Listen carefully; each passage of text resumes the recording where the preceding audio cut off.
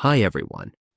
In today's tutorial, we will show you how to adjust zoom in and out in Canva so you can work more comfortably on your designs.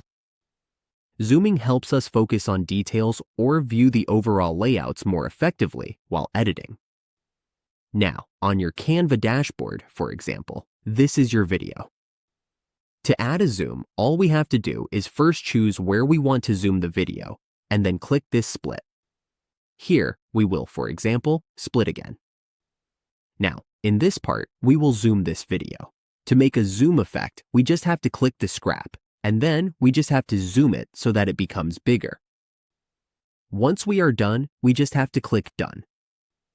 Now, once we play the video, it will have a zoom effect.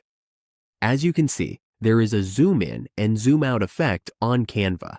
And that's how we can control zoom in and zoom out in Canva in just a few simple steps. Now, we can navigate our workspace more easily.